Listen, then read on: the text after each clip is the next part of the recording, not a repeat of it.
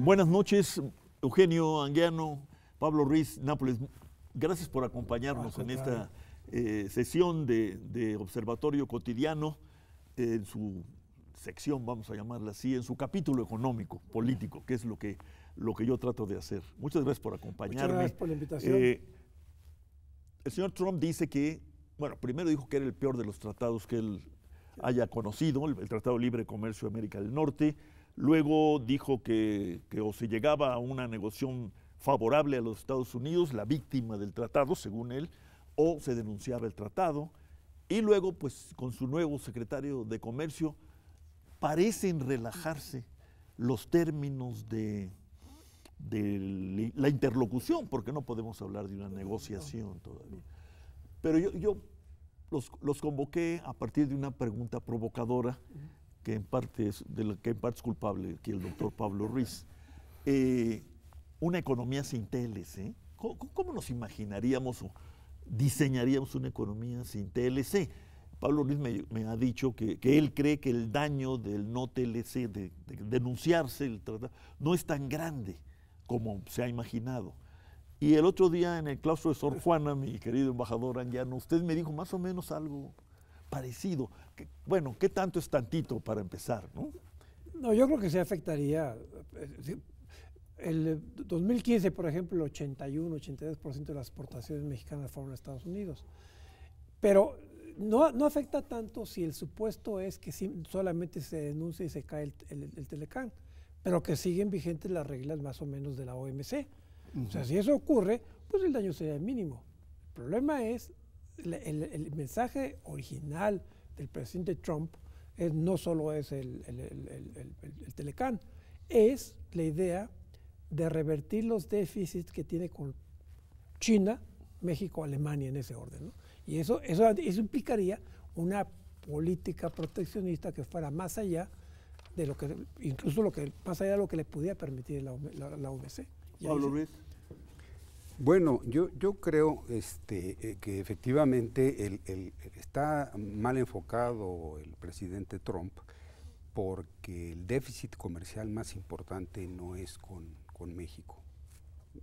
No, al parecer es China, ¿no? Es China. Por mucho. 10 veces más, digamos, ¿no? 10 veces más, así es. Ese es lo fuerte, ¿no? Entonces yo creo que la política en realidad es contra China. Y ahí no tiene nada que ver el TLC ni nada por el estilo. El tema acá con nosotros es el siguiente, y yo pienso que sí, efectivamente, las exportaciones totales afuera, las exportaciones de México son aproximadamente el 32% de la oferta total, ¿no? De la demanda total, perdón, y que 85% van a Estados Unidos, entonces caería aproximadamente el 25% de la demanda. ¿Sí? Ahora bien. Bueno, eso es significativo, ¿no? Es muy significativo, muy importante. Sí. Pero parte de esa demanda que tenemos de exportación se cubre con una importación brutal, que también, pues, por esas mismas razones tendría que disminuir, digamos, si se suspendieran ese tipo de exportaciones, ¿sí? Entonces, ahí el balance, quién sabe cómo nos deje. No necesariamente sería muy desfavorable el balance, ¿sí? Claro, el grueso de las importaciones no es de los Estados Unidos, ¿no? Es de Asia, ¿no? Es de Asia, pero son empresas estadounidenses. Ajá. Y un problema que hemos tenido es que la aplicación del Telecán, que debería de exigir las famosas reglas de origen, nunca se aplicaron estas reglas de origen. Es decir, algunas partes del Telecán no operaron, ¿no? Y, ¿por qué? ¿Porque no, digamos, por problemas de negociación o simplemente se dejaron las cosas? Negligencia de nuestras... de nosotros. De nosotros, negligencia. ¿Y cómo hubieran reaccionado los Estados Unidos si hubiéramos tratado de poner en práctica lo que firmamos? No es algo adicional, es lo que firmamos. Por supuesto, yo no lo sé. No. Mira, hay un tipo que se llama Timothy Wise, que le ha dado un seguimiento muy fuerte a la parte del tratado que tiene que ver con la agricultura. Ahí él prácticamente dice, ustedes no aplicaron los subsidios a la agricultura porque no quisieron. ¿Sí? Estados Unidos lo sigue aplicando. Claro. y no hay poder humano que los haga cambiar de opinión. ¿Sí? Ajá. Y acá no, acá nosotros dejamos fuera esa política que en otros países es de veras innegociable. No, yo creo que es que son varias cosas diferentes, ¿no? Una, esto que acaba de señalar, que es cierto. Primero, ¿cuál es el balance del Telecán? De pérdidas y ganancias de los dos países y pérdidas y ganancias entre exportaciones e importaciones. Yo nada más conozco, cuando participé en él, escuché una presentación de una simulación que se hizo un par de economistas del Colegio de México, de varias ecuaciones con varias variables, en condiciones de que no hay cambios, ¿no? Se mantiene el estatus como está. Y suponiendo que se bajaran, no que se cayeran el 100% de las exportaciones, pues no puede ser, pero digamos que cayera la mitad de lo que se exporta actualmente a Estados Unidos.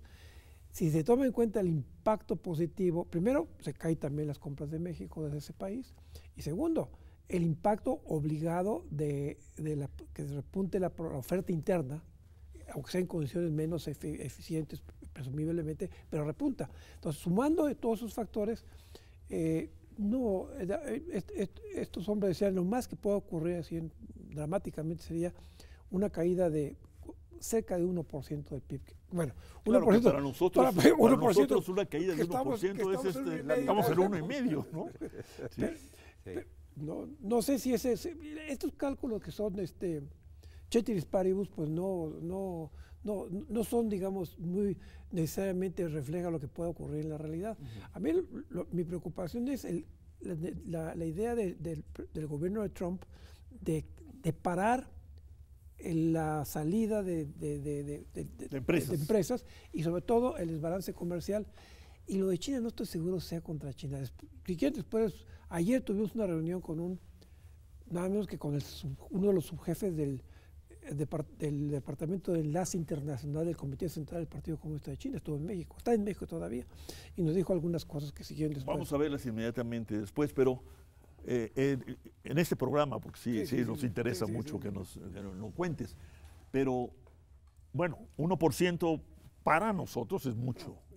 Y además, dado el tamaño de esta economía, 1% son muchísimos dólares, ¿no? Mira, sé que tenemos poco tiempo, pero quisiera un poco construir mi idea. ¿Por qué México entró al Telecán? Tenemos una etapa previa al Telecán, en donde se ensayó con México el modelo neoliberal de apertura total, y fracasó, totalmente fracasó. Fue la década perdida. No hubo crecimiento ni de las exportaciones, como se esperaba. ¿Con inflación? Con inflación, con una depreciación. Y devaluaciones, constante. Lo paradójico, ¿no? Y no creció la economía. ¿Sí? Entonces, ¿qué es lo que ocurre? Bueno, pues que ya sabemos qué es lo que pasa cuando hay una apertura así, ¿no? Entonces, se prefirió un tratado de libre comercio, pactado, un tratado que es comercio preferencial en la terminología del comercio. No es libre cambio, es comercio preferencial. Este comercio preferencial tuvo una clave muy importante, que fue la apertura de la cuenta de capital, es decir, dejar entrar capitales, no solamente capitales de inversión extranjera, sino capital de corto plazo, que ya pagamos el error con la crisis del 94, con un capital especulativo que vino a trastocar la economía. Pero bueno, se abrió la economía por ese lado. El presidente Salinas fue lo que fue a ofrecer en el tratado, ¿sí? Señores, les voy a abrir para que entren los capitales a exportar. Una especie de maquilador. Y era con éxito, decía Salinas en su campaña en Estados Unidos, sí, ¿no? Sí. We want trade, not aid. Sí, así es. Y eso les encantaba a los claro. big shots americanos. Bueno, y además dijo otra cosa, vamos a exportar mercancías, no trabajadores. También Entonces, eso lo ligó a la migración, porque la migración pues era muy fuerte ya entonces, y siguió siendo fuerte a pesar más fuerte, creció mucho más. Bueno, el caso es que las dos cosas son las que ataca Trump ahora, las dos, ¿sí? equivocadamente desde mi punto de vista, pero eso es otra discusión. Y punto, ¿qué pasa si nosotros nos salimos del tratado o nos obligan a salirnos del tratado, se acaba el tratado? Si regresamos a la misma situación que estábamos antes del tratado, nos va a ir muy mal. ¿Por qué? Porque mi argumento más fuerte, y eso lo puse en mi artículo, es el siguiente. No solamente se abrió la economía, sino se destruyeron las bases de lo que era, pues no sé cómo llamarle, la economía mixta o la pequeña estado de bienestar que teníamos en México. Todo eso se vino abajo. Pero entonces, ¿cómo imaginamos la capacidad de reproducción de una economía cuyos cimientos están, no sé si decir demolidos, pero sí fueron cambiados para amarrar la reproducción al comercio internacional? La respuesta es muy sencilla, ejecutarlo es lo complicado, hay que volver al mercado interno. Si los chinos están tratando de hacerlo por otras razones, pues aquí hay que volver al mercado interno, hay que reconstituir las cadenas de producción, de integración de valor, las industrias que desaparecieron. Y qué bueno que mencionaste lo de la cuenta de capitales, porque sería muy difícil que México volviera, políticamente difícil que volviera a una situación en la cual tuviera que meter, si no hay apertura completa, que volviera a un sistema más o menos regulado del movimiento de capitales. Es muy difícil, por varias razones, si quieres después las hablamos. Pero de momento, curiosamente, yo no sé si eso está en tu cálculo, curiosamente, la manera como quedó el mercado bursátil mexicano, que se presta lo mismo a la especulación que al auge. Ahorita el peso mexicano es una de las monedas más líquidas de los mercados bursátiles del mundo en el mercado de dinero. No necesariamente en el mercado de capitales, pero el dinero es el más importante. Se fortalece el dólar y hay un fenómeno muy importante. Se fortalece el dólar, pero hay presagios de tormenta. Todo el mundo está viendo Trump con preocupación. Entonces, ¿qué ocurre? En forma marginal se han movilizado muchos recursos del mundo y de Estados Unidos hacia los mercados bursátiles de México. Por eso no es gratuito que el secretario de Comercio actual de Estados Unidos diga hay que fortalecer el peso mexicano. Vamos a una pausa y continuamos.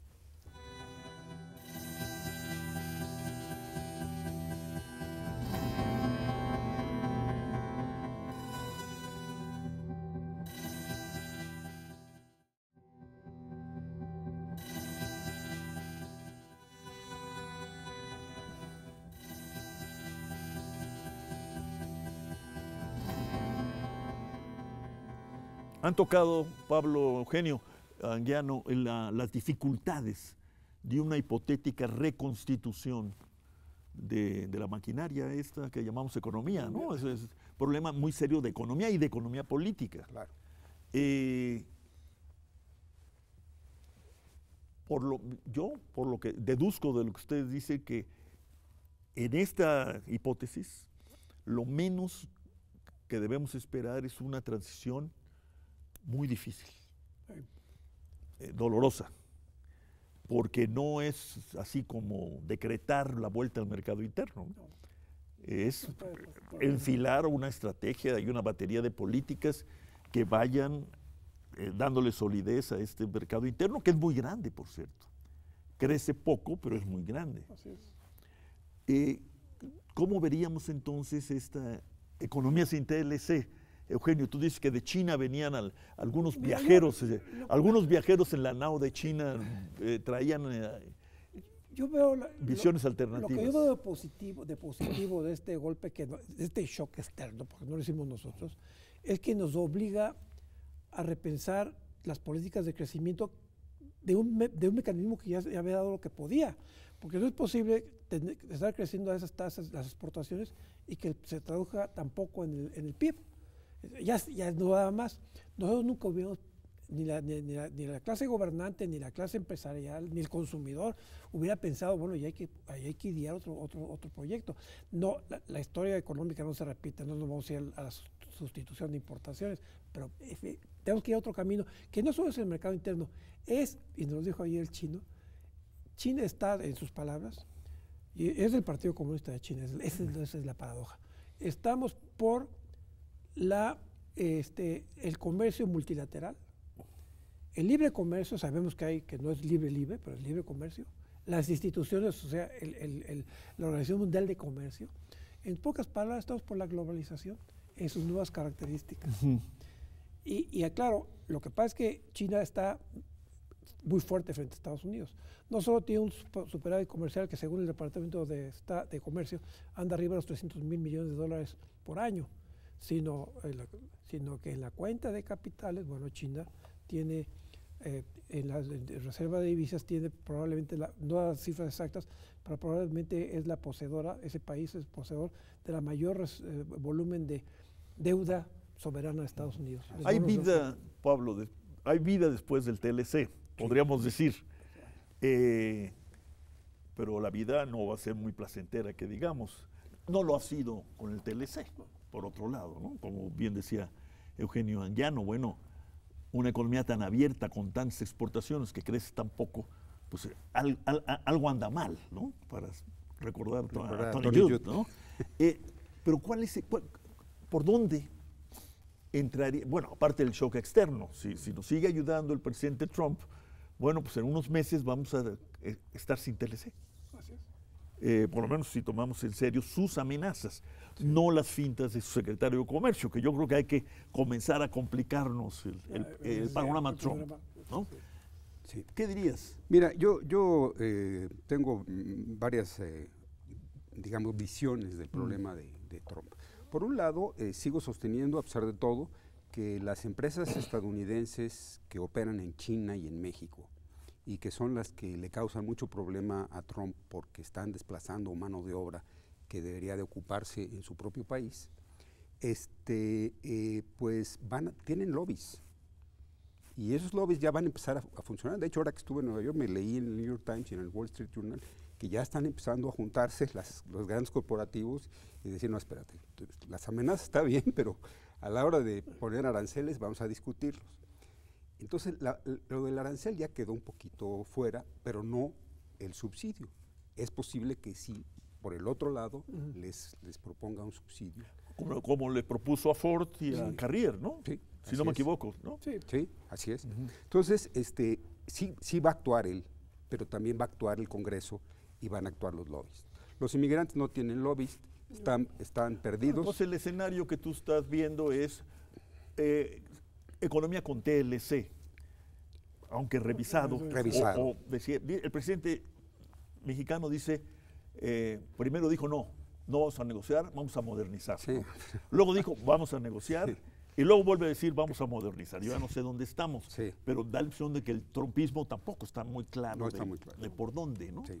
Bueno, nosotros proponemos, Eugenio, tú, yo y muchos más, que si vamos a una renegociación, pues habría que explorar, decimos, la inserción de un apartado contemple la protección de vida, trabajo migratorio. Por supuesto. La estipulación de cláusulas que promuevan la mayor transferencia de tecnología asociada a la inversión extranjera, como lo ha hecho China y otros países, etcétera. Una batería de propuestas. ¿Por ahí podríamos irnos? Sí, yo creo, no sé si está incluido en el documento, no lo recuerdo, pero yo creo que para poder echar a andar la economía, con TLC o sin TLC, la economía mexicana, hace falta reconstituir instituciones que han sido liquidadas. Exacto. ¿Cómo? ¿Sí? Por ejemplo, una de las funciones que tenía el Banco de México era manejar el tipo de cambio. Yo creo que la ha perdido y lo único que queda es la tasa de interés. Y la tasa de interés estuvimos a punto con Cedillo de también dejarla a las fuerzas del mercado. Y eso es muy peligroso. O sea, no tenemos instrumentos para proteger la economía, así en general. La otra parte de la política comercial, no existe ya la política comercial de ningún tipo.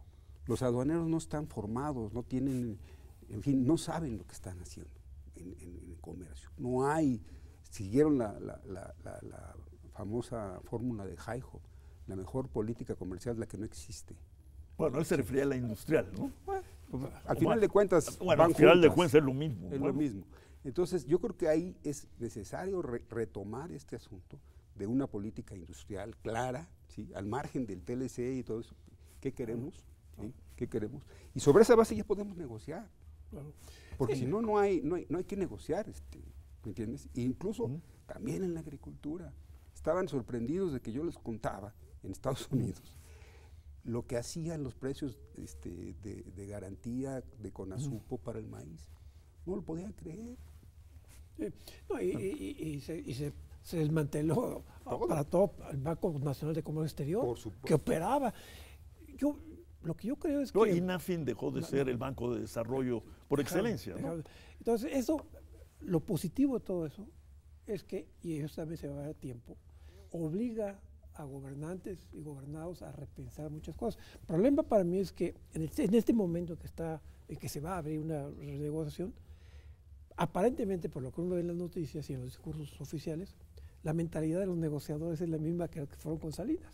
O sea, ¿cómo vetó el presidente Salinas cuando se metió esa idea de que México pusiera en las negociaciones una compensación vía financiamientos preferenciales, como pasó en la Unión Europea con España y con Portugal? Sí, los famosos fondos y lo paró, de compensación. Y se quedó ¿no? en el banquito ese que no sirve para nada, ¿no? Sí. Entonces, y en cambio sí, cuando llega el presidente Clinton asume el poder, inmediatamente mete dos cosas que le interesaban y México no metió nada, aparte de lo que ya mencionaste, ¿no? Entonces yo creo que desde el corto plazo yo lo veo muy mal, las perspectivas de negociación muy mal si lo hace este equipo que está en el gobierno. Si lo hace, pero también ahí nos puede ayudar Trump y su equipo. Si les vuelve a dar golpes como los que ha dado gratuitamente, pues va a obligar a defenderse, ¿no? Pues sí. No queda otra. Entonces hay que esperar una transición difícil, pero yo tengo la confianza de que los políticos, los partidos políticos, la gente tiene que despertar. No somos americanos, pero sí somos geográficamente. Y nadie pretende acabar con una relación de fronteriza que es una realidad. No, eso es simplemente tomar la distancia de las ¿Cómo cosas. ves la propuesta reciente de hace unos días de Andrés Manuel López Obrador de una zona libre en la frontera, ¿no? Recorrería las aduanas a 100 kilómetros de la línea fronteriza al sur, ¿no? Eso existió, ¿no? En México hubo zonas libres. Me acuerdo de La Paz. Zonas y perímetros libres. A mí así empecé trabajando yo, trabajando en las estadísticas de eso. Sí.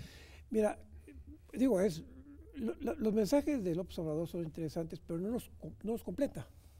Yo no sé qué hay detrás de eso, con qué equipo va a trabajar. Esa salida sonaría a una zona exclusiva, ¿no? Como la que existía antes. Así es, ¿no? ¿Sí? Sonaría como yo ¿cómo resuelvo? Saco las manos a ver cómo se hace, me recorro para acá y a ver qué hacen. Nos van a vender un muro interno, ¿no? No pueden. Pero vamos a ver. Ajá. Hay un problema, digamos, en la frontera del cual la gente no se ha hecho cargo todavía. Han estado saliendo mucha gente, pero no los dejan pasar, entonces regresan. Y tenemos una acumulación de población en las ciudades de la frontera, de la cual el gobierno no se ha hecho cargo. Bueno, es decir, y con el agregado ahora del nuevo Haití, ¿no? Que ya se está construyendo. Así es. Se está construyendo una unidad habitacional para los haitianos que se quedaron varados ahí. Así es. ¿Cuántos centroamericanos y caribeños más se van a quedar varados? ¿No? Y cubanos. Y hay un montón de gente del sur, de Chiapas, de Oaxaca, de Tabasco, que no pueden llegar. Probablemente esa sea la mayor amenaza, más que el comercio y el Telecán, el que efectivamente pusiera Trump una política muy dura de antimigrantes. Alguien dice, bueno, en 8 años el gobierno del presidente Obama expulsó casi 3 millones. Bueno, esto los puede expulsar en 1 año, eso sería catastrófico.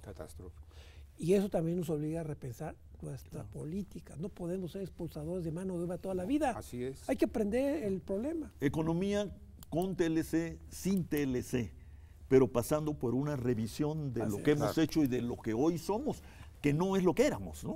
Somos muchos más, con una economía más grande, con mucha juventud y otra geografía, ¿no? Humana y económica. Pues vamos a seguir revisando esta cuestión, con y sin. Así es. Hay vida después del TLC, pero como me han dicho, vida dura. Vamos a ver. Pablo Ruiz, muchas gracias. Gracias. Eugenio Anguiano, muy agradecido. Gracias por esta introducción breve a una nueva ilustración, ¿no? Sobre el comercio mundial. Espero que sea breve y sustanciosa, no sé si lo habrá sido, Eugenio. Muchas gracias, buenas noches. Buenas noches.